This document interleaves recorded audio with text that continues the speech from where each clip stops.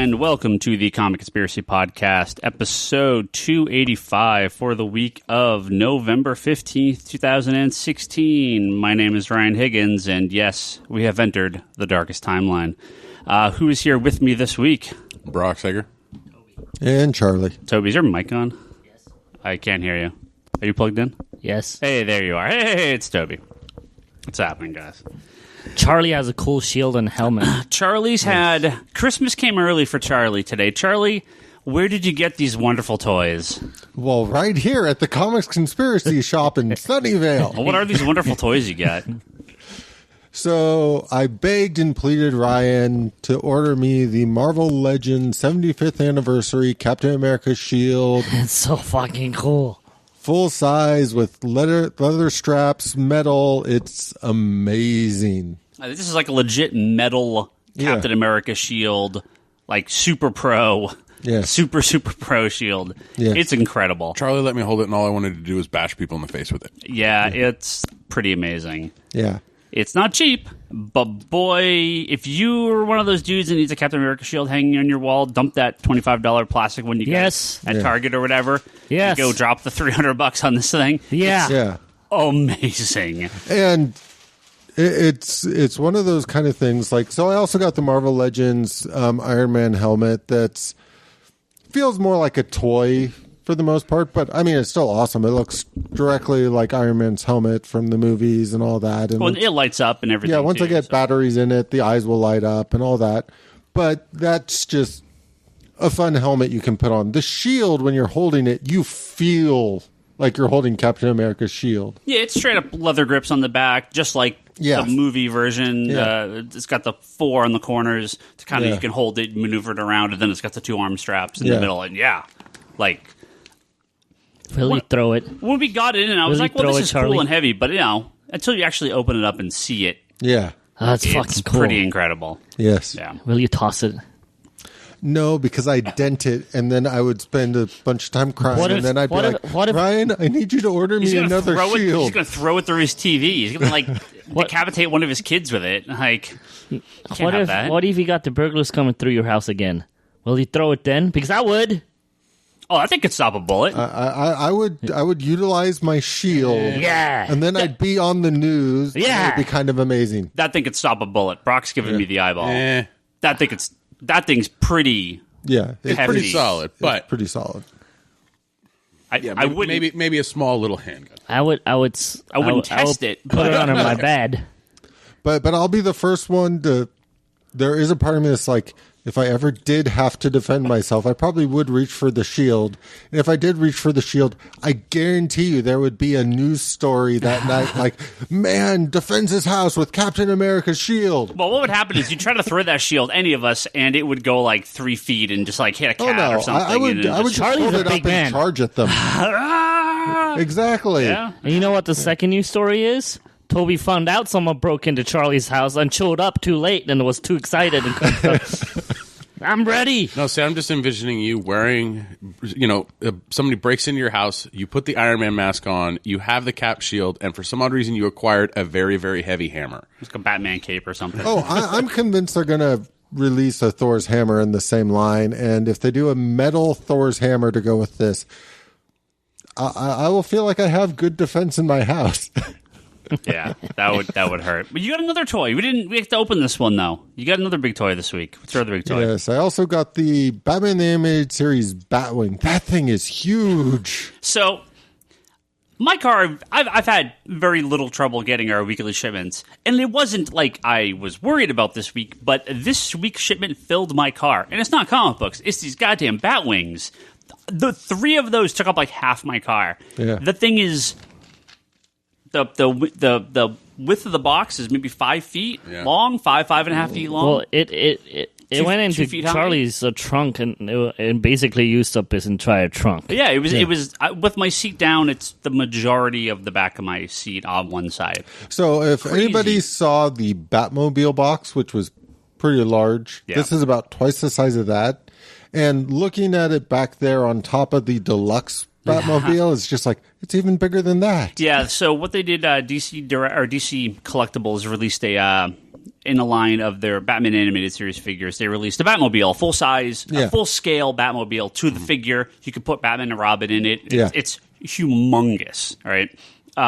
They didn't release the deluxe version, which is even bigger. Not that it's bigger, but it comes with more stuff. Comes with Batman, it comes with Robin. a Batman Robin with the cloth cape. It comes with the bat signal. A working bat signal. Yeah, by a the working. way, too. Yes, I mean, to scale with those characters, but I got my bat signal, and when I turn off the lights in my house and turn it on, I can see the bat signal on my roof. That's awesome. It's a pretty good bat signal. That's actually. awesome. Yeah, and then the Batwing, which is his plane, is the Batmobile with two giant wings on the side. Yeah. So, yeah. Oh, boy, this thing is amazing. I can't wait to see someone actually open it, and we're going to have to... Yeah. I don't think you're going to get it back in the box if you do, but I'll get someone to open one. Yeah. You should open and put it up on the ceiling. So, at home with my Batman animated series figures, I literally did take some... like really thin string, so I could just hang up the Man Bat above some of the other figures and that kind of stuff. Yeah. I'm not sure if I can do that with the Batwing. It's really big. It's like 20 pounds or something. It's really heavy. Like it can crush you if it falls on you. Yeah, it's real big. And then at home, this is something I got at home, which I didn't get here, but I ordered the Batman the animated series Viewmaster that Mattel put out. That's a lot of fun, too. So tell me about this, because I know Viewmaster from, like, the days of being a kid, and you, like... So what they did is they basically moved away from selling you the discs. You can buy a generic Viewmaster headset for, like, $17 or whatnot on Amazon and whatnot, but they came out one that's completely Batman-themed because of this release. So, in general, you just buy the apps and stuff from your iTunes store or your Google Play store to play through these various VR experiences now with Viewmaster. So like Batman Animated Series, you look around the Batcave and like as you move your head, you see different parts of the Batcave, and then you'll see little areas that will light up that you can kind of select to move on to like go up the elevator and go here, or go look at the costumes a little bit closer. And like one of my favorite things is as I was moving around, I didn't have to select anything, but when I looked up at the dinosaur, you hear Kevin Conroy say, "Yes, that is a mechanical dinosaur." Nice. But yeah, I mean, they got Kevin Conroy to come back and do his voice for various things when Batman's talking to you. They got Mark Hamill back for the Joker. They got Tara Strong to do Harley and Batgirl. Oh, cool. So it's good. It's a lot of fun. I like it. I got to test it out next time I'm over. Yeah. You got too many toys, Charlie. He has fun I'm jealous. Toys. His fun toys. I know. They're great. Yeah. We're going to do some comic sales charts here for October. It's your favorite time of the month. Woohoo! But there's actually a lot to talk about this time, because it's not just what are the top 10 comics that sold to North America in the month of October 2016. It is also... a couple of these books have some interesting things to go along with them. So first, can anyone tell me top 10 comics October 2016? Champions? And then we'll talk about why these books are on here. Champions, yes. Marvel claims over 400,000 copies of Champions sold, although Diamond only reports 328,165 because they believe a lot of them went to... places outside of Diamond, so a number of these books went to, obviously, the UK newsstands, as well as GameStop had a variant, and a couple conventions had a variant. That is the number 2 book of the month. Holy shit. I'm hoping Cage shows up somewhere on the list of the top 10. No. Come on, Cage. Come on. Number 62, Cage, number 1 at 44,000 copies. Let me actually get the press release. While you guys are guessing, let me actually get the press release that Diamond released here. Well, Batman's on the top 10. Probably. I didn't think you were going to guess so soon. Hold on. Yeah, you told us to do press this. Release. Okay, I'm just doing I'm doing a Google search here. Hold on. I'll see if I can find it. Yeah, if I can't find it, I'll book around. Where is my list? I had it here. Hold on, I had it. There we go. Yeah, I know. It's exciting podcast, isn't it? This is excellent. Batman. Radio. Which Batman? Dark Knight or Batman? Hey, they're all... Or All-Star Batman. Hey, they're all on here. Yeah. Dark Knight Master Race number 6 at 133,000 copies was a number 4 comic. Batman number 8 and 9 at roughly 129,000 copies each is the 5 and 6 comic. And All-Star Batman number 3, fully returnable still, is 106,000 copies at number 9. Yeah. Okay. Would it be this book called Darth Vader? Darth Vader is actually up there. Yep, number 25 with its 19 different covers at 111,000 copies. Number 8 book. So what don't we have? So you're missing number 10. It's an Image title. And number 2. Start at the bottom. So is it Image title? It's an Image title. It's one of the two. And it's one of the one because the other one's not selling as well anymore. Saga? No, that's the Walking one that's Dead? not selling as well. Walking Dead. Walking Dead at number 159 at 91,000 copies, the number 10 spot. What a ridiculous sales. Absolutely crazy. The number 7 comics, 118,000 copies. It's an event book, I guess. Civil War. Civil War 2, number 6 at 118,000 copies. And yeah, book's still happening. Yeah. Even though the Iron Man books are like, hey, guess what? Iron Man is gone or dead or something, and we're moving on to other characters. And oh, hey, Civil War crossovers are still coming out. Yeah. So number 3 and number 1, you will never guess what these books are. I think are they Marvel or DC? number 2 is Champions. Oh. Yeah, number 3 is Marvel. Okay. So 3 is Marvel. Yep. The new Avengers book? No.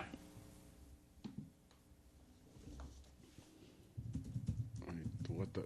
Fucking Star Wars? Infamous Iron Man? No. Infamous Iron Man is actually kind of low on this list. Did fucking Clone Conspiracy actually get up there? Clone Conspiracy is number 11. Oh, Infamous Iron Man is number 23. Which is fairly No, you low, know what book it is? considering all It's those variant fucking covers. Mosaic or Solo. No, but let's actually look. I didn't see where Mosaic. Mosaic is number 61, one spot above Cage. Oh! And I sold a hell of a lot more Cage than Mosaic. So that's those numbers will probably change. Fuck, I don't... I mean, what else really came out besides Death of X? Let's keep thinking. It's got a popular movie that just came out that we're going to talk about later this episode. The new Doctor Strange? Oh, it's The Sorcerer...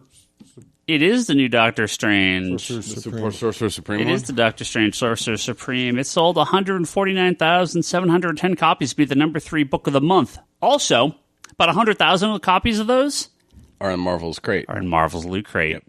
Well, it's not Marvel's Hey, Loot Crate.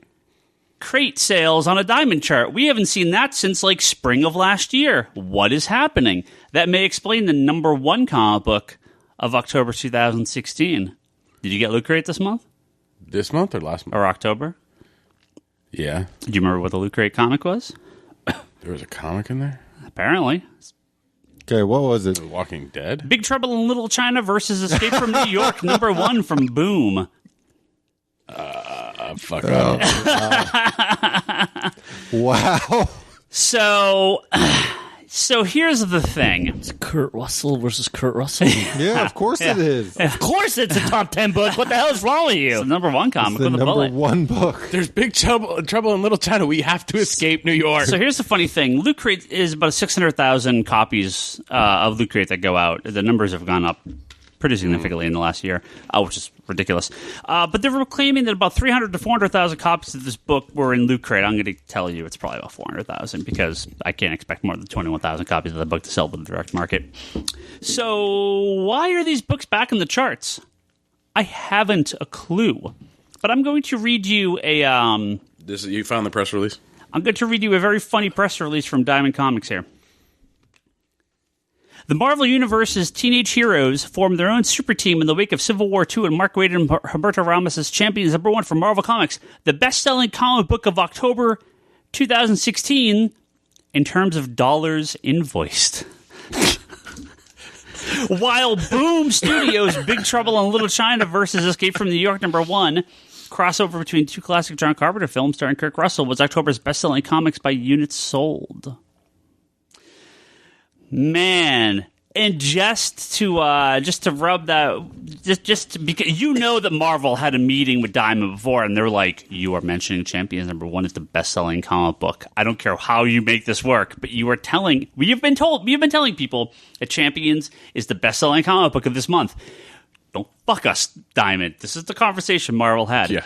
They also had another funny part here, too, because the number one trade paperback for the month, published to coincide with the debut of the new Champions team, Marvel's Champions, No Time for Losers, a collection of classic 1970s Champions titles, was October's best-selling graphic novel. Here's the problem. It's not a graphic novel. Anything at this price, it's a softcover collection, but it's not a graphic novel. It is not a trade paperback. These are not considered in Diamond's catalog to be trade paperbacks. Why is it on this list? Because I guarantee you, Marvel said, you are making Champions number one somehow.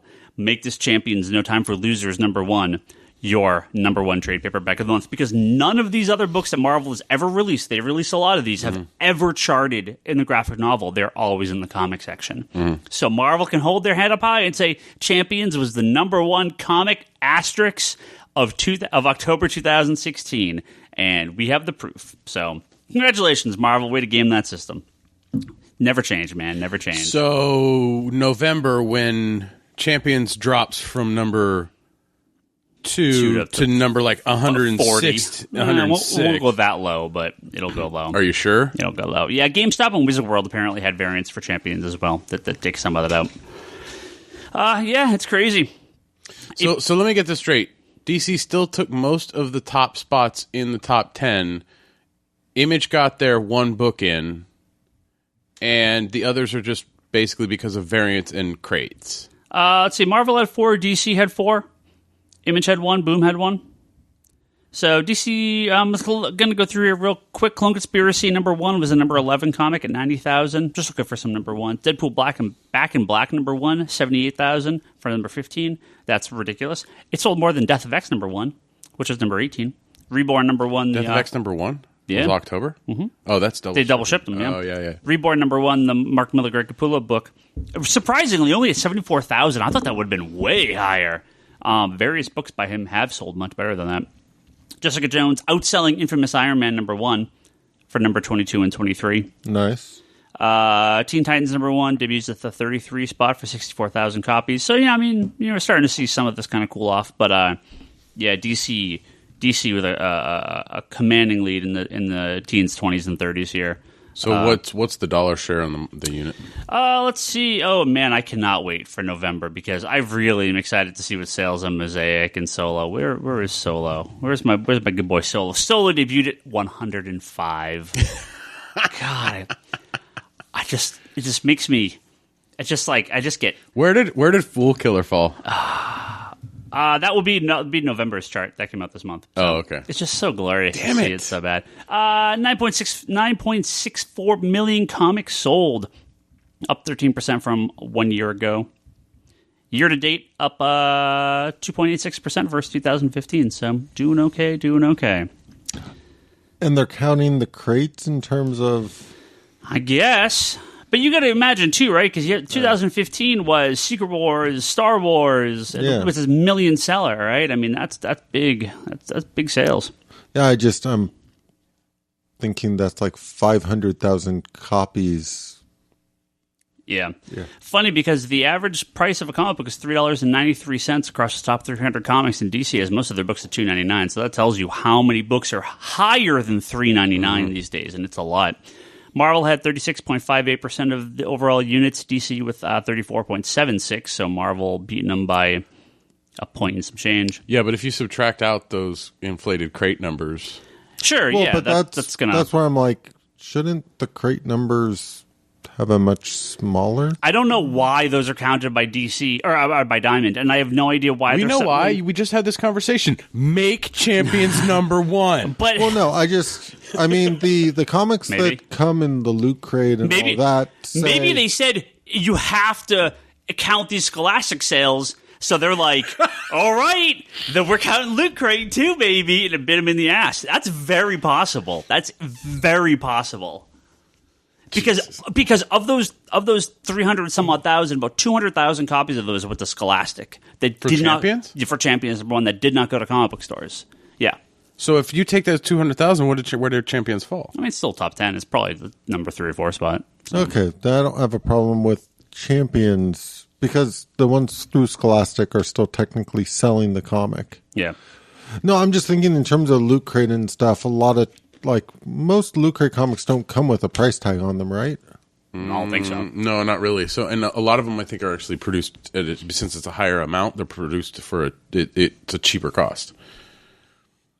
Yeah, it's a weird... I'm just wondering how they handle that if they count those books, if they don't count the money generated. Yeah, that's weird. Yeah, well, because the thing is the books are just purchased at a in like terms a really of the dollar share. Is that off retail or is that off how much you guys spend to buy the books? No, I believe that's retail. Yeah. So what was Marvel and DC at retail? Because you only gave us the market or the units, right? Where's my list? Overall units. Overall dollar, 35.89% for Marvel, 30.7% for DC. Image coming back up, just under 9% for units, and just over 9% for dollar. So, yeah, Image is doing all right. 86 Marvel comics in the top 300. Whoops. 82 for DC. It's going to be an interesting couple months here because I'll be really curious how those numbers fall for Marvel going forward for a bunch of their new launches. By this point at DC, most of these books are now 2 months non-returnable. So there's still a little figuring out. Like, we're seeing some numbers still fall. So, but I mean, we're But overall, the numbers are still doing strong compared to where they were. Oh, way ahead of them. We're coming down 10%, 5% here and there, and that's pretty typical for a big launch like this. Fortunately, we have those returns, so, there's I'm going to have 5 copies here, 5 copies there that I wish I could return, but it's not like I'm cutting 20, 30 copies or anything. Well, and you're also, and also the thing is with they're double shipping a lot of these, so you're going to see a little bit more, a quicker.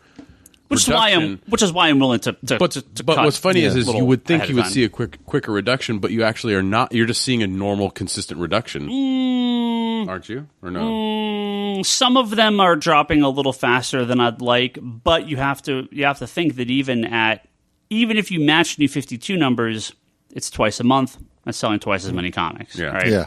So in a case like the big ones. Batman is roughly at the Snyder level right now. With the variant, it actually puts it over Snyder's number, and that's twice a month. Man, Justice League. They only actually did a good variant on that book. Justice League is just under where Johns' numbers were, kind of towards the end, but it's twice a month. Yeah. Teen Titans is, leaps and bounds. 4 times the number and twice a month. All right. So, Teen Titans isn't twice a month. What's the one I was looking at? Wonder Woman is like 4 times the number we were and twice a month. So, yeah, it's crazy. Same with like Green Lantern. So let me ask you about a book from last week that I want to know how well sold. Yeah, which one? How did Batman Teenage Mutant Ninja Turtles sell? Really good. I mean, we ordered a lot because IDW made it partially returnable. We could basically return like up to 50% of our order. So I went a little bigger than I would have on the variants, and it sold about what I expected. The main cover sold well. The variants, the main cover of issue 2 has Harley on the cover, so that's going to sell more. But no, very good, very good. Awesome. Yeah. It could crack top 10 sales chart wise when it comes out. Depends on if stores went for it. We went. Well, the last crossover did really well. Yeah, it did really well. We went real big on this one. I mean, I'm talking. Yeah. I mean, it was probably our number 1 ordered book last week. Awesome. So yeah, we ordered a lot, and it sold really well. I will end up returning some, of course, but not. Yeah. But not like not. I will not return less than 50 or more than 50%. I won't have that many left over. Like we sold more than half of what we. Any got. event. If people want to pick up that book, they need to come down here and buy it. Yeah, it was a pretty fun first issue, too. I liked it. Yeah, I'm not that familiar with the new Turtles animated series, so their characteristics were. I mean, they're the Turtles. Yeah. I know what they are, but the art on their design, I'm a little meh on, but it was all right. Yeah, I'll tell you though. I just bit the bullet, and I am just not ordering a lot of these new Marvel Now titles going forward. I have cut our orders on Mosaic to 0 copies. I cut our orders of Fool Killer to 0 copies. Brock, I know you liked the first issue, and you sold a couple people on picking up the first issue, and like I told our good friend Kevin Sharp today, if you want the second issue, I'm more than happy to order it for you if you want to add it to your sub, but I am not taking this risk. Yeah, no, you don't have to. I ordered 0 copies of Solo #2. I ordered 0 copies of Prowler? No, Prowler I ordered a handful because of the crossover. Handful. There's another one I'm trying to think of. There's like 4 or 5 Marvel titles that I'm just straight up. Great Lake Avengers? Nah, it's like 5 or 6 copies. As long as you still have Cage coming in. Cage did very well for us. Awesome. Yeah, I don't know about #2. We'll see. I didn't go crazy on #2. But Panther World of Wakanda. that sold like half of Black Panther, and that book's falling. So again, I'd be very, very curious. If you want to hear me talk about this more at length, though, God, I know how much you love it when I talk about how bad Marvel is. You can go to... let me actually get the site here. Bryce is waiting in anticipation right now to get the link to go to this other site. Yeah, so there is a podcast called Off Panel. It's done by... I don't know if any of you guys ever know Sketched, SKTCHD.com. Do you guys know... have you ever heard of that site? Whoops. No. So David Harper, a guy that runs the site, he does these great long form commentary on comic books. He hasn't had time, I guess, to really update the site in more recent year or so, most recent 6 months. So I know he kind of put the site on hold, but he's continued to do his podcast, which is called Off Panel. He interviews a lot of professionals and me, and so. He had John and Bruno from Big Bang, some of my online buddies over in Dublin on to talk about comics over there. We talked about Marvel Now, so that episode should be up this Thursday. It's called Off Panel. That's the name of the podcast. You can find it at sketched.com. And it was not all bad. That was not the intent. The intent wasn't to sit there and bash Marvel the entire time. It was to see what's working, what isn't, how can this be fixed. All things I've talked about here at length, but this was kind of a good way to kind of group all these thoughts into one thing. A little bit about the history of the store here and history of me running the store, as well as some small numbers of what we sell on a general basis, kind of our customer base. So I should give it a listen. It's a good podcast. But yeah, that's it. That's sales charts. That's comic books sold. Some of them. Let's talk about some TV movies here. Who's watching Agents of S.H.I.E.L.D. still? I'm behind, but at some point I'll catch up again. Charlie, are you going to watch this just announced Inhumans television show launching supposedly next year? Realistically, I probably will. I mean, it's like anything else. If it falls off my radar far enough, I'll stop watching it. But most of the time, as long as I can squeeze in something, I will try to stay current on it if it's relevant to something I like. But yeah, with how busy I've been with television, it's more likely it will fall off than ever before. So reading a quote here from The Verge, it says the newly minted Inhumans series is scheduled to air on ABC in 2017 and will focus on the core characters from the Inhumans comic books, the Attilan royal family, a group that includes Black Bolt, Medusa, Karnak, and Lockjaw. So, there's as a long movie. As I keep Lockjaw a giant dog, I'll be happy. If they do anything else with that character, I'm going to be like, that's it, I'm done. Well, there was a movie planned, and obviously that's not going to happen now. They brought the Inhumans in a really bastardized version over to Agents of S.H.I.E.L.D. in a terrible, terrible story arc. Well, I mean, we've talked about it at length to a degree that it seemed like they weren't allowed to use any of the royal family because of the planned movie. Because of the movie, right. So it seems like they totally fucked up there, and now they're like, well, now we can use them for TV. So. Well, there was a spin-off show planned. It was the Mockingbird and what's his name? Yeah, but that was... Most Wanted? Yeah, Most Wanted. They but that got commissioned axed. a pilot and then... What happened to the cleanup crew? Oh, Damage Control? Damage Control? Yeah. Nothing. I'm waiting for the DC comedy That's supposed to be like soon, right? Yeah, should be. I know it's supposed to be like, I think it's like a mid-season replacement. Yeah. That should be soon. Look, Agents of S.H.I.E.L.D., Charlie, and you were talking earlier before we started recording that apparently the numbers for S.H.I.E.L.D. have been disastrous this season. I haven't looked myself, so I can't. I just read some stuff earlier that basically everything I was reading about this season's Agents of S.H.I.E.L.D. with the way, because I mean, if I recall, they even pushed back its time slot, so it's like a 10 p.m. show now. It's 10 p.m. Versus, yeah. And they haven't done anything to really take advantage of the time slot to try and bring in new viewership, which means they've now sort of moved it away from any kind of, I don't want to say, when it first launched, if I recall, it was at 8 p.m. and therefore you could try and like engage kids in the show and that kind of stuff. Then as it's gone on, they've kind of pushed it progressively back, and now at 10 p.m. it's more along the lines of, well, we're not ready to cancel it, so we have to give it a time slot, but that's kind of where you put shows to die if it's this kind of show. Yeah. Because they basically moved it out of what would be considered like peak prime time. Yeah. So I haven't, I don't know exactly what their ratings are here, but yeah, I feel like I don't hear anyone talking about it. I don't know.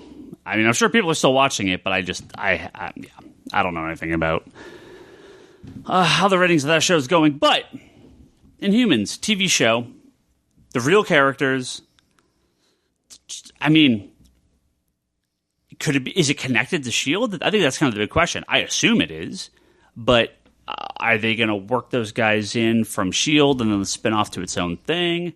They should honestly just make this its own thing and just go from there. But one of the interesting things behind this is apparently the company IMAX is actually financing and developing, or helping to finance and develop the pilot, and is going to air the 2-hour premiere in theaters a couple weeks prior to airing it on television. So that's interesting. I mean, you don't ever see that for a TV show to premiere in a theater. That's pretty much unheard of. Doctor Who? Well, I was actually going to say the Cartoon Network Clone Wars. Clone Wars, yeah. That's the last time I remember they did like a big push to like full. But it was like a movie prior to the show. Well, it was a movie pilot for the show, basically. Yeah. So they produced it with we're making a movie and then we're launching the show. Is, as far as I know, this is basically like the first episode in a theatrical release prior to the release of the show. Oh, good for them for trying. My fear of it is, I don't know if they have enough material to cover for a show. I mean, there hasn't been that many Inhumans comics, really, compared to a lot of other stuff. Yeah. So either that's a good thing or a bad thing, because, either they have more free reign to do whatever they want to do, which in a lot of cases it helps the show, a la Blade, where there's less material, less for them to be guided, where they kind of have more free roaming reign on it. Yeah. Or, I don't know, the opposite. Well, the Inhumans are perfectly fine characters, but are, as we've seen within the comics and within the show, nobody really cares about these characters. It's being force-fed almost. Yeah, on a real big. I don't know why they're grabbing, just because they're X-Men, right? I cared for the Inhumans when they were the Inhumans, not when they're X-Men minus, right? Or step X-Men. Yeah, no, exactly. Call it. Exactly. I think that's the problem with the Inhuman characters. There's a cool Inhumans movie or TV show that I'm sure someone could do, but it's not being done by the people that are going to make this show, right? Yeah. Well, the thing is also, I mean, with the Inhumans, I would almost say go to Netflix, fit it in that vein, give it that Marvel Knights dark look, make it something like a royal family where we get a kind of. Here's the problem: somehow they can kind of make it work on CW because they're grounded enough characters, even though Flash is going through time and Supergirl's all over the place. I just don't see them having the balls to make a real Inhuman show.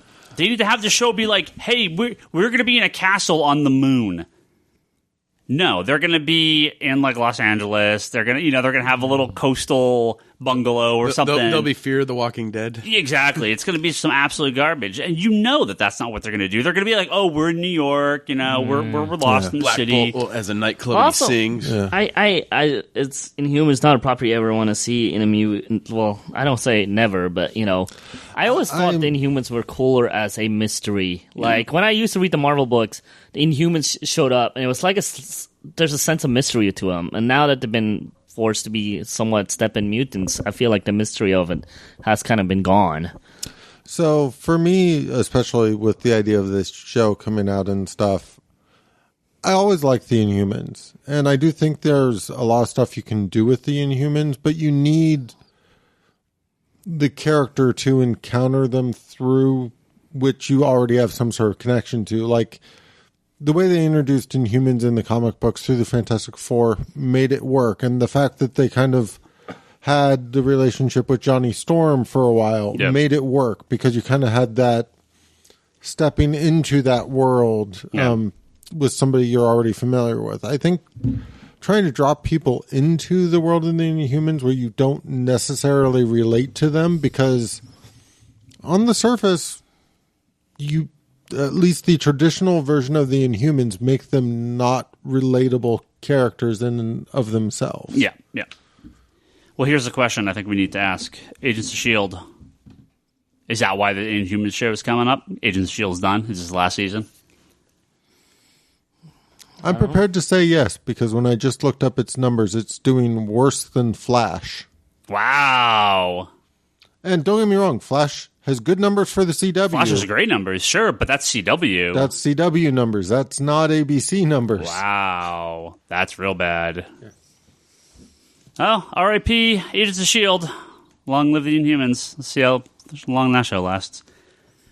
I wonder if they're just going to move Sky over from the one show to the next. Yeah. That's why. Yeah. The only selling point of S.H.I.E.L.D. gets moved over. Probably. Yeah.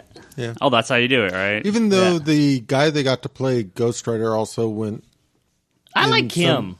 Some interviews he's done recently also suggest that they have some stuff in the contracts that they might be able to move him over to Netflix or something like that. Yeah, so, I actually really enjoy him as a Ghost Rider.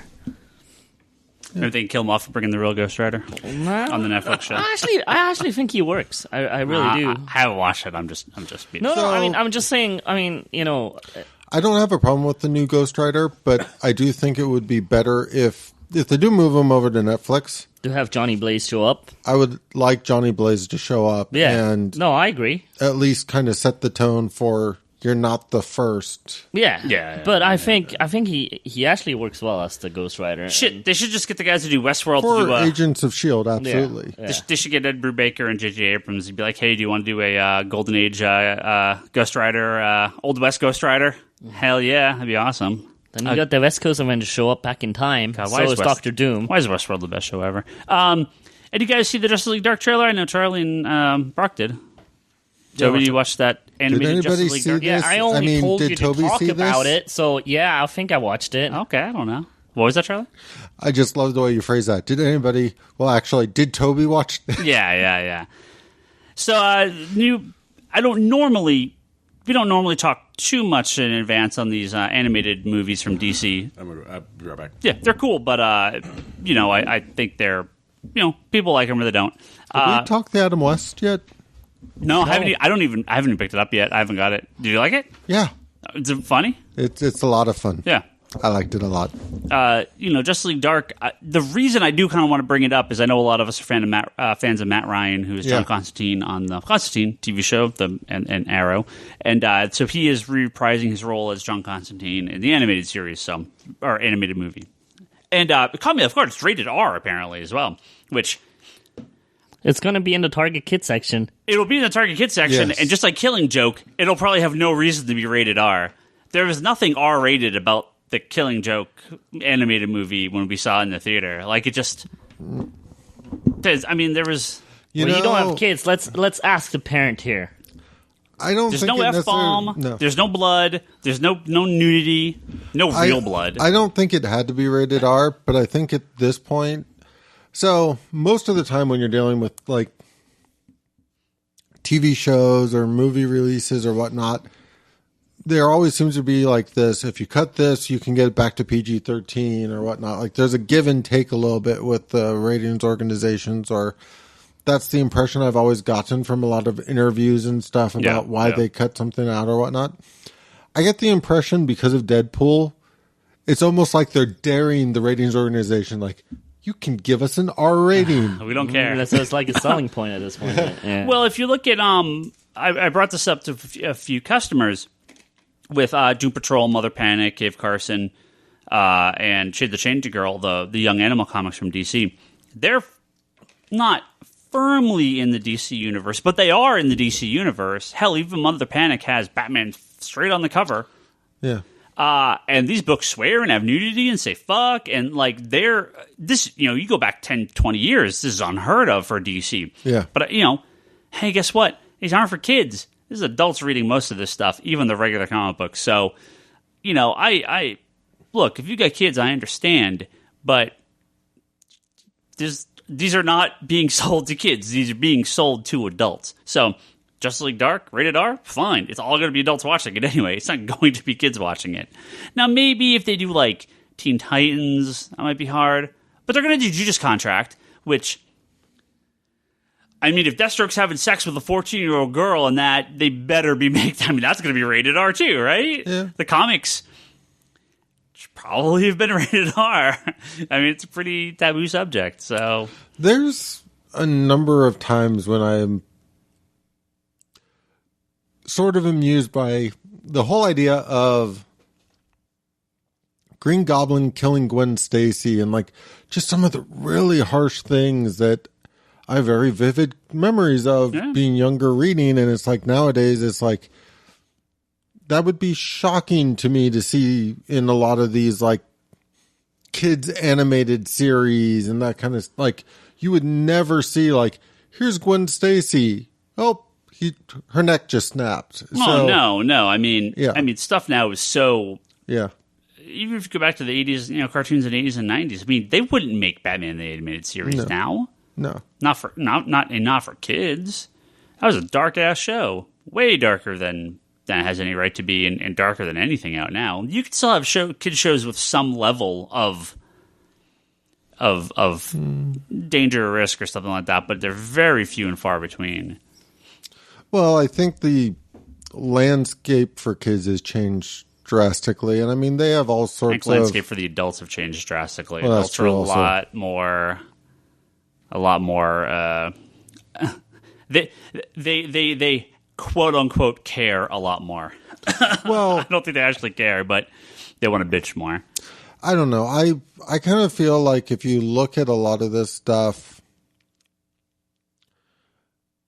Like, you watch a ton of anime. Would you let your kids watch any? Not now, but like go look at all the anime from the 80s and 90s. Would you let your kids watch any of that stuff? I'm not talking like Ninja Scroll. That wasn't for kids. But I mean like just normal-ass anime. Because I guarantee you stuff like Robotech and Dragon Ball. And Dragon Ball and Gundam, like, that shit wouldn't fly on American TV these days. Not for kids. I think I would just because I grew up and I feel like I'm fine. Yeah, no. I mean, I grew up with Fist of the North Star. Sure, and that's what I'm saying. I think kids' stuff is so sugar-coated these days. And I mean, it was when we were kids, too. Don't get me wrong. A lot of it was. The way I guess here's the thing. Here's the thing, people. Growing up, you kind of had various places that had a certain personality. And then when shows that would come out on some of those stations kind of veered outside of that general personality, it kind of stood out. Like when Disney had that block and then they premiered Gargoyles, and it was like, holy shit, this show is amazing compared to the rest of the stuff that Disney put out. It was completely dark and serious and was pulling from Shakespeare left and right. I mean, it was a very, very amazing show, but a large part of what made it stand out at the time, at least to me, was I was used to seeing DuckTales and Darkwing Duck and Tailspin and all that at the time. And then you suddenly had this show that was just vastly different. Same kind of thing with like the Fox afternoon block. It kind of had your Animaniacs, Tiny Toons, and then all of a sudden you get something like Batman the Animated Series, and like a lot of experimentation would happen on these already sort of predefined, like, this is what you get during this block of programming. What I find nowadays, and why I said the landscape has kind of changed, is like, in general, Cartoon Network produces a particular type of show now. Correct. And that is the personality of everything you find on Cartoon Network. And that's going to be very different than what you see produced on like Disney Channel. And like, you don't really have a place that's really sort of pushing edgier material so much as occasionally you have this sort of shift in tone of show on these networks. Because, I mean, the shows that were on 10 years ago on Cartoon Network are very different than the shows that are on now. Right. Yeah, I feel like it's become very, I don't know, like way kiddier. But I don't know, whatever. Which I don't really get. I don't get either. Yeah, I don't really understand that. I'm hoping that generation that's in charge of it now slowly shifts out and we get cool cartoons I don't know. I think Teen Titans Go is a perfect example of a show that if you wanted to say was completely and totally geared towards kids, I would argue forever. Yeah, but there's the show looks like it's for kids. Yes. The content, though. The content is the same kind of idea of like Animaniacs and that kind of stuff. You go back and watch that stuff now, and you will pick up so many more things than you did when you were a kid. Things like Robotech and Gundam, those were kids' cartoons. Yeah. I mean, we don't have anything like that anymore. I think the last thing I can think of is maybe Secret Invasion that Spielberg did. And that's before the WB block. Well, what I think happened was you had a whole bunch of people that said, hey, we're going to make these cartoons. I mean, Fist was a cartoon. Well, right. So I don't think it was meant for adults. It just happened to be super violent. Like comic books, I think. At least I don't think it was for adults. Like comic books, I think this is what happened with animation. I mean, I could be totally wrong, but I feel like this is what's happening. You have a thing that's aimed for kids, and adults are all making them. So they kind of sneak in a lot of stuff. They make them a little darker. Obviously, Japan's different. Yeah. But even the American stuff from the 70s, 80s, and into the 90s had darker material in their kids' stuff. Now that adults actively watch this stuff, like are vocal about it, they don't need to put that stuff in kids' cartoons because those people can just make cartoons and comic books for adults. And but are they? They're not. They're not really. I mean, you get Adult Swim. You get, obviously in Japan, you get tons of anime that's clearly one of the things that amuses me a lot, even though I find it kind of weird. What's that? So I'm still watching One Piece. Yeah, and you can tell there was a point in the show where they realized, all the people watching this have now gotten 15 years older. Yeah, they're all 25 now or 30. Yeah.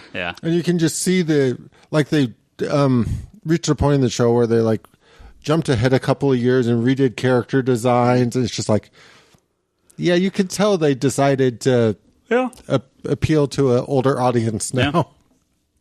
Let's move on. Justice League Dark animated movie coming out. That looks pretty cool. Yeah, we didn't really talk about the trailer. It looks cool. I got nothing else to say. It looks like all the rest of the animated movies that they put out, but I'm excited for it. No, one of the things I found kind of exciting and kind of neat about it is it looked very based on the Justice League New 52. Well, it continues the DC animated movie look. I hate that Wonder Woman costume. Ugh. But all the rest of them, it's totally directly from the New 52 Justice League Dark stuff. And, I mean, don't get me wrong, I really like that stuff. I find it interesting that the property they're pushing right now is a property that doesn't exist. Well, are those trades even in print right now? Maybe. I like that Etrigan's in there, and there's a very quick shot that almost made me think that they're going to involve the Demon Knight somehow, because there was a very quick shot of Etrigan looking like he did in Demon Knight. Yeah, and I think they even showed Shining Knight, or they showed a knight of some form, so I was like, oh, Demon Knight crossover? Yeah. So, no, I was actually a little more excited for the fact that they will have Swamp Thing in there. Yeah, although they don't show him. No. That was interesting. Hold them off. Favorite part is when Batman goes, we have to go find John. Yeah. It's just gives John such a cool factor. We're going to talk about Doctor Strange now. If you do want to fast forward to the end of this episode, we'll have some questions if you don't want to hear our Doctor Strange talk. But otherwise, consider this your spoiler. We're going to talk all about Doctor Strange as much as we can here. So, that's your warning. If you don't want to be spoiled, the movie came out a couple weeks ago. Hopefully you've all seen it. And I've had a bunch of people asking us what they thought of it. So here we go. Let's talk about Doctor Strange. What you guys think of Doctor Strange? I liked it. You saw it last night. I saw it last night. Yeah. So you just saw it. You have the freshest take. What's your freshest take? Give us your. No, I liked it. I mean, it wasn't anything. It wasn't a blow your mind kind of superhero movie, and it wasn't something that was completely horrible garbage. It was middle of the road, solid movie. I liked what they did with the character. I thought they did a good job introducing Doctor Strange, giving us his origin, all that stuff. I mean, especially since it's so difficult to bring in a character with, people have heard of Doctor Strange, but they don't know any of the Doctor Strange characters per se. And so I think that they did a really good job with, the villains and stuff like that. And, just screaming, "It's Groundhog Day" at the end of the movie.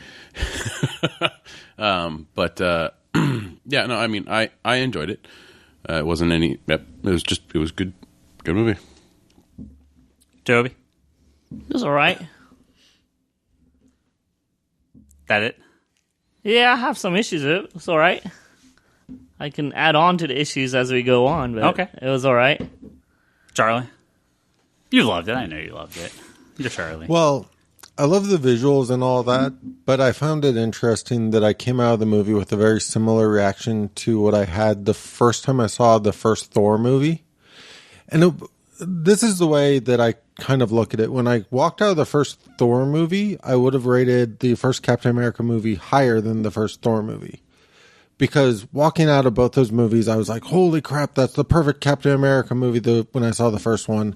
Versus when I come out of the first Thor movie, my original reaction is, it was good. It's about as what you would expect for a Thor movie. I always had a much deeper emotional connection to like Captain America as a character. But I found as I would go back to rewatch some of these movies that it flipped for me. I found the first Thor movie much more rewatchable than the first Captain America movie. And I have a feeling I'm going to have a similar reaction when it comes out on Blu-ray and stuff to Doctor Strange. Because like right now I'm like, yeah, I saw it. It was good. But it's not like most of these movies I go, holy crap, I want to go see that again. Versus this movie, I kind of walked out and went, yeah, that was good. But I'm really curious for when that Blu-ray comes out. If I sit down and when I start rewatching it, if it will just sort of click that little bit more that kind of adjusts my placement of it. Yeah, I'm not going to blow anyone's mind here. I'm right along with you guys. It was fine. What are we, 13, 14 movies in or whatever? We're at just formulaic, just cookie cutter, just put out the same movie over and over again. And it works. It reviews well. People like it. But I'm bored out of my mind. It's very it's very non-threatening. It's very safe. It's a fun little romp. You go in, they do the thing, you leave, you never think about it again. I just think I want more. I mean, well, and this is the first, so I usually give them the first, and the second one I expect actually some stuff. Well, and that's the thing with Doctor Strange. Look, I don't always need these things to be exactly like the comic books. God knows they rarely are. And I occasionally have some severe issues with the way they portray some of these characters in the movies, very unlike their comic book counterparts. I try not to let that bother me. And it's usually the villain. It's usually a side thing. I didn't think about this till more recently, but I really, when I was trying to put together, kind of re-go over my list of my top my Marvel movies in order and where I put Doctor Strange, it dawned on me that it is mostly about the villains in these movies, especially at the bottom and the middle of the pack. My three least favorite of the Marvel movies, Iron Man 3, Age of Ultron, and Civil War, really are the villains ruin those movies, especially Iron Man 3. But the more I think about Civil War and the more I think about Age of Ultron, I really, really hate the villains in those movies. And they've really pushed those down to be my bottom. Doctor Strange comes up with the problem with having nameless, generic bad guy that is the same threat as every other Marvel movie, that poses no real risk. End of the world scenario that doesn't matter. Like there's if this movie came out in 2008, right after Iron Man, it would have blown my mind, right? But we've had Cap, and we've had Thor, and we've had sequels to those that were as good, if not better. We've had Guardians, we've had Ant-Man. You had Guardians and Ant-Man. They really did something different with the material they had. They didn't just churn out the same movie. And then with the last few movies, I feel like there's been a bit of a drop off. And Doctor Strange is by no means a bad movie. It's just, if you take it by itself, I think it's a perfectly fine fun movie. Within the context of the Marvel Universe, it feels like this movie should have been out 10 movies ago. This feels like a Phase 1 movie shoved into Phase 3. Phase 3, right? Yeah. But I mean, that being said, the story and the way it kind of plays out is very cookie cutter, but I do think it's worth noting that the effects and what they did in the movie were... Who saw it in 3D? Did you see it in 3D? Okay. Now, everyone that saw it in 3D told me it's amazing. I can't see it in 3D, but I did hear the effects are really amped up because of the 3D. Yeah. The effects... How does Dormammu look? Pretty good at the end? He looks pretty good. Okay. I mean, overall... You mean Galactus? Yeah, right, exactly. But I mean, overall, for me, that's part of the reason why I have a feeling when it comes out on Blu-ray, I might enjoy it more. Because, like, part of the reason why the first Thor movie ironically worked better for me in rewatching when I got it home is I started really getting into sort of all the visuals of Asgard and all that on, like, additional watching. And it was just felt like this full, rich world to me that... But this wasn't Inception. I don't think this had enough of that. I think that's... The thing is the difference between this and Inception, because I know you had issues with Inception, like, it just... I didn't have any issues with this movie. Yeah, but, like, with Inception, there was never really a focal point when you were watching those huge sequences of just everything going crazy. In this movie, it's like almost every scene where something's just whacked out or buildings are moving around, there was always seemed to be a focal point. There always seemed to be somewhere where your eyes could kind of ground themselves. And so you wouldn't have, like, you know... You're talking about physically getting sick during this movie. Physically getting sick during this movie. I didn't have any issues with this movie. I didn't really get sick during Inception. I just got very uncomfortable once or twice because it was sort of like, whoa, that like really. But the thing is like I can understand where you would come from in that with Inception, but like for this, I really liked the visuals. I really thought they did a good job. You know, just showing us this. The look Toby's giving right now. Keep going. I'm not saying anything. It's not to you. I think he hates the movie. But you know, it like. Psychedelic trippiness when he's getting kind of introduced to everything. It was like, okay. But I mean, I think there's a couple scenes where you're standing in a clearly CG, you know, a clear green screen room, and all the crappy stuff, all the trippy stuff is happening around them. But you're like, yeah, but you could just tell they're just standing there. Like it didn't. There was a couple times I thought it worked pretty cool when they sort of flip upside down and they're him and Mads Mikkelsen are like kind of chasing each other. Well, yeah, and I mean you can tell from a technical, practical perspective, they had a green screen area that they could turn the set of to kind of get that whole run up and down the walls, and now you're on the ceiling and. Effectively. I think there were some scenes that they did where it was literally they just turned the set, like the set was turning. Probably. But yeah, like a lot, like towards the end when they're on those rafters and the things are changing positions and stuff, and you're like, you know, like they're just running on a lifted platform and he's running on another lifted platform. I don't even know if they're running on anything. I'm sure it's probably mostly CG at that point. No. The thing is what they'll do is it's all CG, but they're running down a set pathway. Well, yeah, sure. And then they move it. Yeah, I think we're just. I mean, maybe a little jaded. Maybe a little like, you know, what's the word I'm looking for? Like we've had all this before. It's not our first rodeo. Like we're still we've been down this road before. We've seen all this stuff. I mean, yeah, it was. I mean, the effects were great, but they're great in every movie. They're great in every movie, right? And the thing is like I think that one of the things I did not like necessarily was. They're talking about all these multiverses and all these different planes of existence. I was expecting them to have a crossover with DC or something. Because multiverse is DC's word, not Marvel's. Well, Marvel the thing never is like it was really accentuated every time I heard that word. But I think that to me, it's so they don't rejigger the movies. Yeah.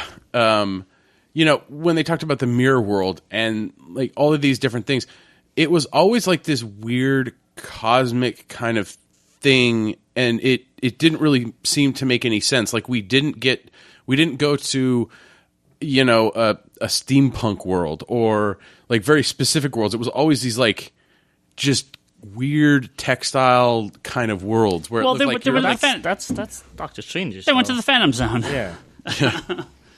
Toby, let's hear it because I know I'm always curious what you think of these. Well, I think what bothered me more than anything is not even the visuals or anything. It's some of the very basic storytelling in this movie. Like, it bothered me a whole lot that Doctor Strange would just show up and be a total asshole, and these monks were like, yeah, sure, we'll help you. It's like, there was never any proof of, like, learning or, like, you know, he just came in and he was a dick, and they were like, yeah, we'll take you in. That is kind of Doctor Strange, though. Yeah. Yeah, but I feel like there needs to be a proving point. I mean, like, you know, he basically was willing to give his life up at the end for the better of the world. He's willing to lock himself into, like, this Dornamo, like, this time loop thing. He was willing to stay there, right? And I feel like the process of him being a total, like, selfish bastard to, hey, I'm gonna give myself up for the world, that storyline was not really explained really well. And I think that's the biggest part of the movie, right? I took that into a lot of his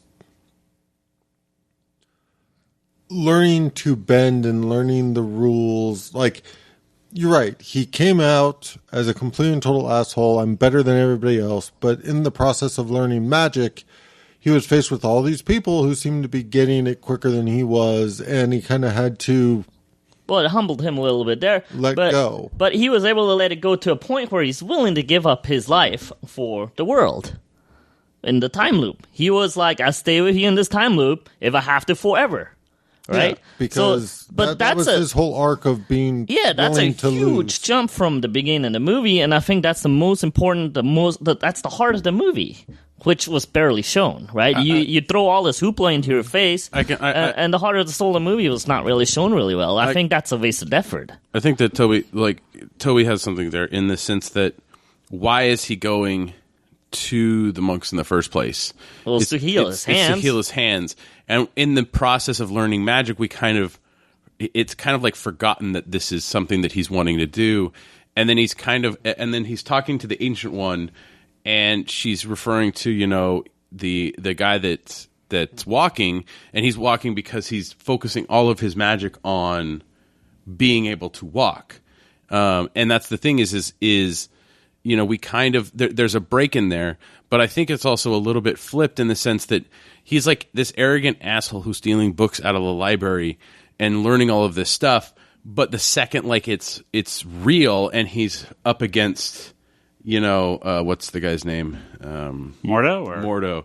Or no, you're talking about Mads Mikkelsen? Yeah. Yeah. When he's up against, it's like he's thrown into this war, and that's where he's kind of learning everything, you know, with the astral projection and him fighting one of the, you know, the zealots in the hospital with his astral projection. And I think that there's kind of a different, it's not necessarily the wrong way, Toby, or like how you were saying, Toby, but it doesn't. I think it's a missed effort. It is a missed effort. There's like this he's learning. He gets more learning in the action sequences where he's fighting for his life than he does in getting us introduced to magic through him and all that stuff. Yeah, that's pretty typical. So, I mean, there's cool shit in the movie. I like some of the humor. I know some of the humor was a little too much for you. Now you brought up the humor, so that's my next thing I want to talk about. I have in my head a Doctor Strange, and again, I hate to do this type of stuff because you got to judge it off what it is. But man, I have in my head a dark ass Christopher Nolan directed Doctor Strange movie. That's just like the greatest thing in the world. And you know, they got what's his face, Dan Harmon, to come in and joke up the movie a bunch and rewrite a bunch of scenes and add a bunch of humor to it. And they had the cape, and man, like, you hated that cape. The cape is very Sorcerer's Apprentice. I didn't hate it. It's just not what I want in a Doctor Strange movie. The humor was funny and fine in most cases. It just... Well, you don't like Doctor Strange Spawn? Oh, no, I'm talking about the humor outside the game. Yeah. Just the humor, it's like, okay, yeah, you could insert Robert Downey Jr. and have him say the same lines and it would come off the same. Like, it's just the same smarmy, smart-ass Marvel humor. It was the Wi-Fi password thing that killed you, wasn't it? I mean, that joke was in the trailer, and it was like, okay, Shambhala. I mean, you want to get that in, fine. But, like, it was fine. It doesn't, that's not Doctor Strange to me. I was hoping for something more serious. I think you take Winter Soldier, man. I always hate to go back to Winter Soldier, but while that movie had some comedy, it felt like it fit the scenes. This was like super serious moment. Now I'm going to insert a joke by Dan Harmon so I can laugh about it. Like it didn't work for me at all. But the cape, I don't. What? Why? I don't get that. Why did they have to do that with the cape? Do you know what about the formula that bothered me the most in this movie? What's that? I don't associate Doctor Strange with having a love interest. Like, in general, No, I have no idea who that girl is. If she's from the comics, I have no idea who she is. As far as every memory of Doctor Strange I have, he's always kind of above everything else. He's not really like it is that bothered me a bit more. He's not John Constantine when it comes to relationships with women, but he's not Tony Stark either. He's kind of. But that's the thing. He's had females around him before, but I don't know that I've ever read a comic where he was in a relationship with somebody. No, I don't think he. I don't think he had one. But I'm trying to think back to the animated movie. Didn't he have a love interest in that too? Oh wait, that's Night Nurse. I had no idea that's Night Nurse. And isn't that supposed to be Night Nurse in the Netflix show? But well, isn't there 3 night nurses?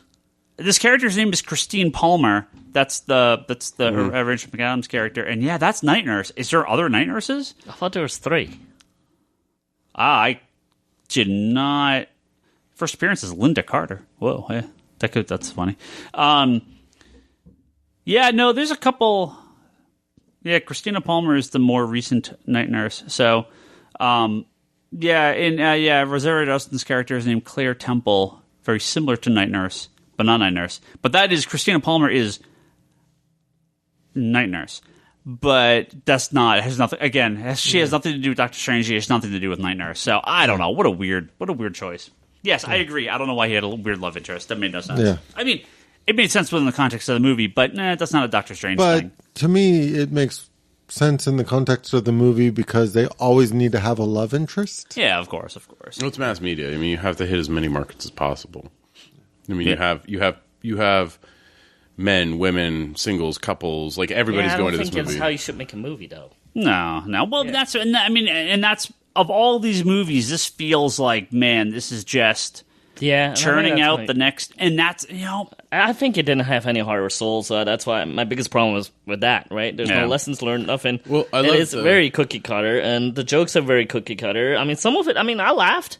Yeah, and, sure. Me too. Benedict Cumberbatch, brilliant actor. So, he did. Great. He did a great job. Watch him. So, but that's what I said. This is that 7.5 out of 10. It's like a BB minus. It's non-threatening. It doesn't do anything good. It doesn't do anything bad. It exists. It's never anyone's favorite. No one hates it. No one loves it. It's this, that middle ground is so tough to because I can talk endlessly about the movies I love and endlessly about the movies I hate. Yeah. It's those middle ones that you're just like, I got nothing to say. It was fine. It's fine. This is fairly low for me, I feel like. Do you really dislike it that bad? I really don't. Do you dislike it because it's just so average? Yeah. Okay. I get that. I get that. Did you guys like the just? Oh, that's an infinity stone around your neck. Yeah, sure. Okay. That was fine with me. It was like, okay. Well, sure. They have to. Time gem. Well, I know, but that, like, if you want to talk about shoved humor, that's like shoved, like, yes, this is an infinity stone. Yeah. Well, everything with some unexplained power at this point is an infinity stone. Yeah. Setting up. So Baron Mordo is a character in the comics that I'm a little bit familiar with. I don't know a ton about him, but setting him up as kind of the good guy that turns bad didn't. Well, I know you're saying, like, I don't know. I spent all movie going Serenity. Yeah. It just well, like and what was his the main zealot guy or whatever with the like I can't like I saw the Funko Pop before I saw the movie, and so it freaked me out. I'm like, is he gonna have glitter in his like eyeshadow and stuff? Dude, and talk about Mads Mikkelsen just being Mads Mikkelsen. Like he didn't give a fuck in this movie. But you were He's saying, just like, yeah, sure, I'm Mads Mikkelsen. Like we were talking with somebody earlier, and it was like, isn't that Nightmare? Like it was. It looks like kind of that nightmare. Yeah. Again, if this is a character from the comic, I'm sure he was in 1 or 2 issues in the 70s once, and that was it. I have no knowledge of that character in the comics. So, I kind of like the fact that because they held so much back, everybody's like, "Well, is he Baron Mordo? Is he like?" And then of course they draw like we spend so much time focusing on who might he be. There's other characters in the trailer that's like, nope, that's who that was. Yeah. So, it's doing well in the theater. Broke 150 million 10 days in, I think, and did really well internationally. So, yeah, another success for Marvel. And I'm sure Wonder Woman will bomb for some reason and get horrible ratings, because that's what happens. But everyone will love the music. That guitar's pretty great. What do we got? What do we got coming up next? What's next? Guardians. I don't even know. No, Guardians the next one? Guardians. Is it next? Because it's May 5th, right? Yeah. The Doctor Who Christmas special. Well, no, we have Rogue One. Oh, Does that count? Wolverine. Logan? Yeah, I forgot Logan's soon. Oh, that's March, right? Logan's soon. Or is it Yeah. February? Yep. Followed by a new season of Sherlock. If Benedict Cumberbatch wasn't going to be Strange, I would have very much voted for Littlefinger. I could see that. Yeah. Game of Thrones. I could see Yeah. that. What do we got? Lego Batman movie. If they ever need Doctor Strange in Oh. a TV show, I say Littlefinger should totally take that role. I could see that. Do you count Power Rangers as a superhero movie? Fuck yeah. Guardians in May, Wonder Woman in June, Spider-Man in July, When's Power Rangers? April. Did you see the Megazord? It looks horrible. Oh no, Power It looks Rangers like a spaceman. end of March. It looks like a giant spaceman. It looks really weird. Yeah, I don't know enough about Power Rangers. I don't know. I'm just excited for Rogue One. Oh yeah, that's soon. All right, before we wrap up, Brock, I believe you asked our good friends on the interwebs to send us some Yeah, questions. because you're in a bunker or some shit like that. Yeah. So I got a couple. Why don't you read us a couple questions from the internet? So Justin Allen or Capers Gray 2. Whatever the name is. Okay, wants to know, why has Martian Manhunter been missing from DC Rebirth? That's a good question. I was actually thinking about this the other day. I don't know. I mean, He'll make a triumphant return. I hope so. so Maybe it could be the mystery member that's coming in Justice League America. could be. We got some question about the Justice League Dark trailer. We already talked about that. Tyler Willits asks, if you guys had an unlimited budget, what comic-related item would you buy each other for Christmas? Shields for everyone. Yeah! I buy everyone. I mean, I'm not going to say like Action Comics for everyone because that's ridiculous. You're buying me a real-life Knight Rider car. I'm buying you with that? Yeah. Okay. Well, we can't say ourselves. The thing so is, you have to tell Charlie and Toby and myself what you would buy each of us, and then I have to tell. Yeah. And then so on and so forth. Can they make it's a real unlimited I mean, budget. what is that car based on? the Pontiac Trans Am 1987. I'd buy you that then. Yes! It won't talk, but That's fine. I'll make change that on my that. own. Yeah. I'll hire some guy to talk to me. Like the cigarette lighter plug-in things now, which you can make it talk and all that. Yeah. For Charlie, I would buy him a lifetime account to Sideshow Collectibles props department, to props like a prop subscription. How about that? There you go. You can get your be hammer cool. there. Didn't they do a hammer? They probably did, I think they did. but it was probably adding another 0 or 2 compared to the. Those Yeah. sideshow stuff is That's expensive. crazy. How to get Brock? Life-size Harley Quinn blow-up doll. Really? Those are cheap. Thanks. He gets a car. He gets an expensive collectible. I get a piece of fucking plastic. No, that I have to blow like up a my real goddamn doll, self. like a Harley Quinn real doll. Those are really expensive. Yeah, they are. That's probably more expensive than my car. My car is like $5,000. No, 500 at this point. Gonna get it from Japan, so it's all robotic Yeah, on there the you inside. go. You'll get me a Westworld Harley? There you go. It's a good show. That's a really good show. Like I love Westworld. That's my show right now, man. That show's so good. Let's see. I'm sure it's based on some other show that Toby loves that the same guys made. It's like all these people have missed out on something else that was great, and they're all like clamoring over Westworld now. I haven't watched any of it yet. Oh, it's neither have I. good. It's good. Let's see, what would I get Toby? I think I would get Toby as real as humanly possible, an Iron Man suit. Because I think sleep in it. Because I think he would drive around in his car and then just go to bed in it. Yeah. So I have my Get Knight in his Rider car for an Iron Man suit. I have my Knight Rider car and Iron Man suit now. I'm living pretty good at this point. Charlie, I would actually buy Charlie A real bookshelf for his hardcovers. Wait for it. I would actually buy Charlie a space to actually build a library to carry all of your books. That could hold all of your props. Like another dimension where it's like... Yeah, like it's like... Here you go. See? I know how you think, Charlie. All I had to do was go to his house and put a door, and it's like, what the hell is that? Just open the door and walk in. Well, no, it'd be a TARDIS door that you open that goes into another dimension that's full library size, now, like what would with I giant get? books. Yes, if I had more money than sense, I would have a library that you went into through a TARDIS door. Yeah. All right, what would I get Ryan Higgins?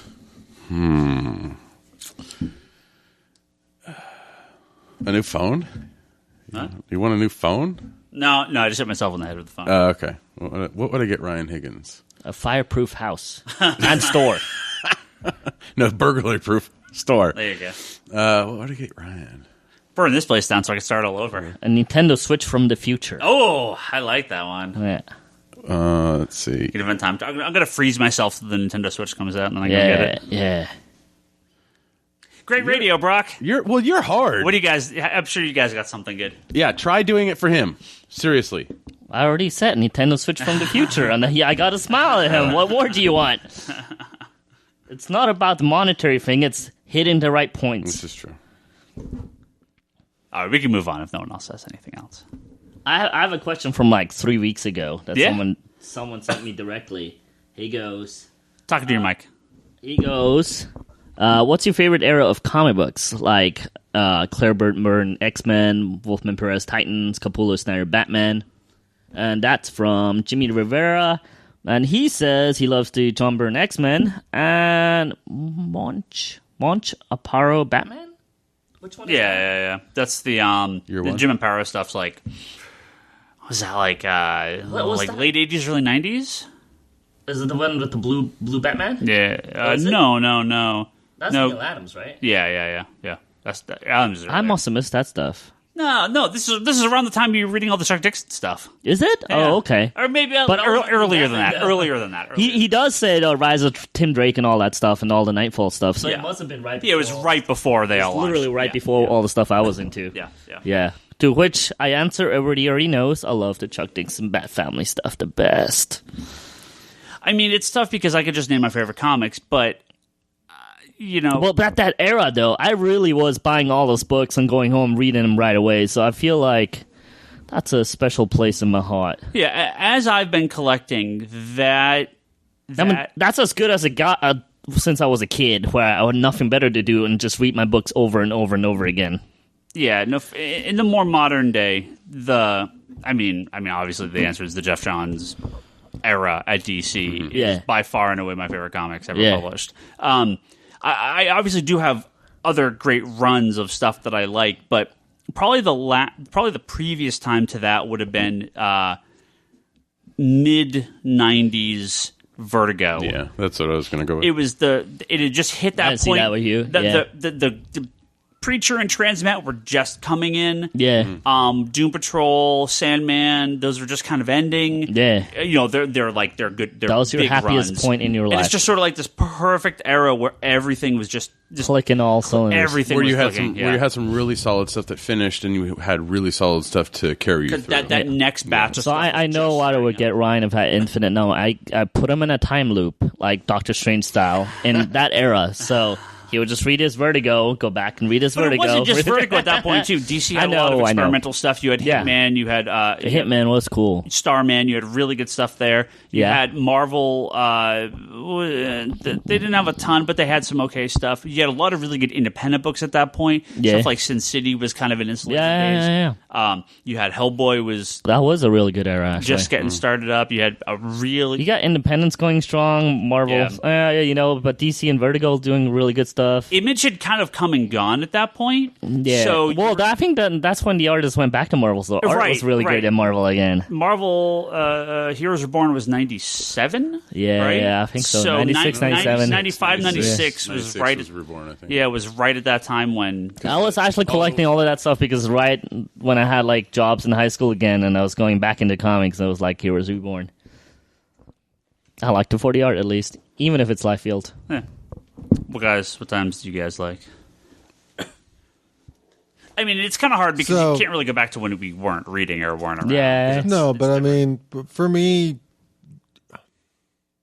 there's that era of going through like Death of Superman, reading that many, many times. Nightfall, a lot of the Claremont X-Men stuff. I absolutely like. You talk about event fatigue and stuff nowadays.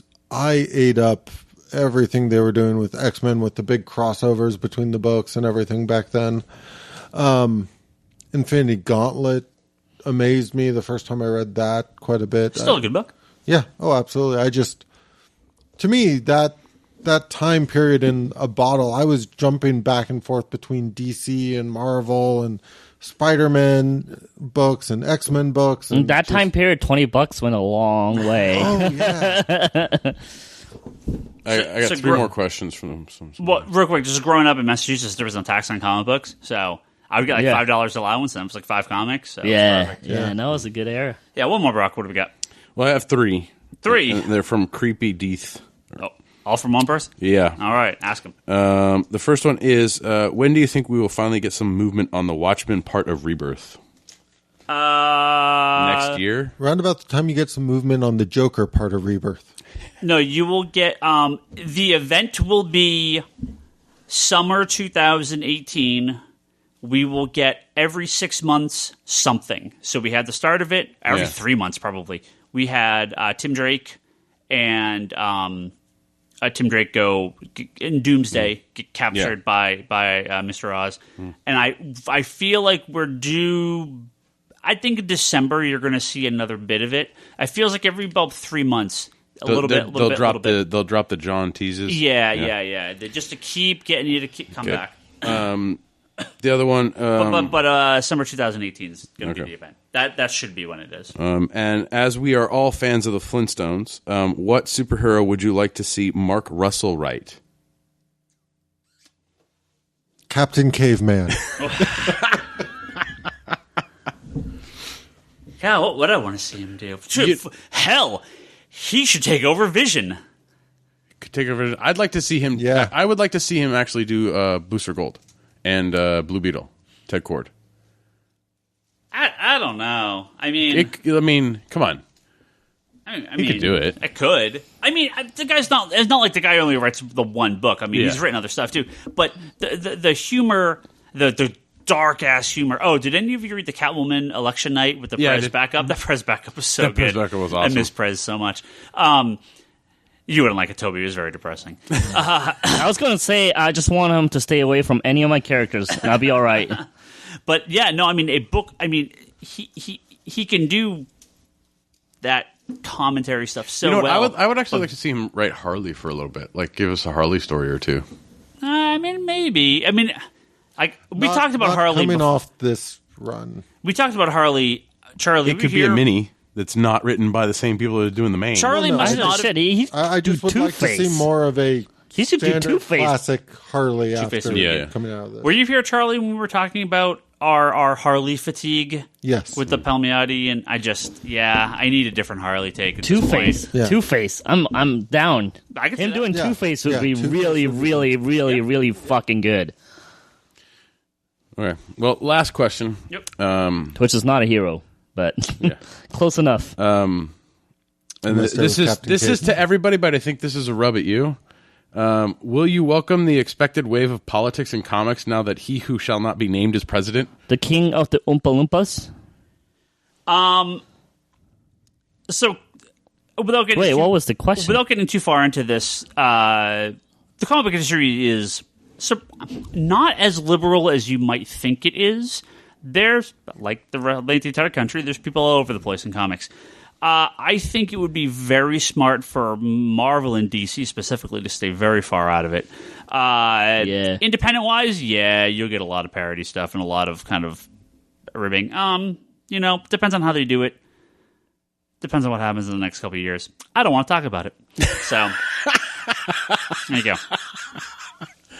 I believe a term I heard from you today as you were on a big chain store, Walmart, trying to buy a Nintendo Classic. Got it. And you finally got it. I believe the term you used was "fuck you" 2016. Yep, quoting John Oliver there, and it works pretty well. So, whatever. I mean, there's always been some political leaning in comics. You're going to get probably a lot. I mean, I would definitely think you'd get another Prez series, but I think Marvel and DC will probably stay. Well, the scary part is out of it. that the Prez series and that backup in Catwoman is oof. I mean, that stuff is very on the nose. That's brutally like on the nose, and I mean, even the Flintstones one was pretty close. But I think overall, I think you might start seeing creators being a little bit more vocal at times, but not necessarily. Well, I hope not. I don't want to be right-minded when I'm reading my books. We've already had outside the comics themselves, a couple big creators, Humberto Ramos, George Perez. They've said they're going to be limiting their con appearances in the future, so they're not. There's many states they're not going to.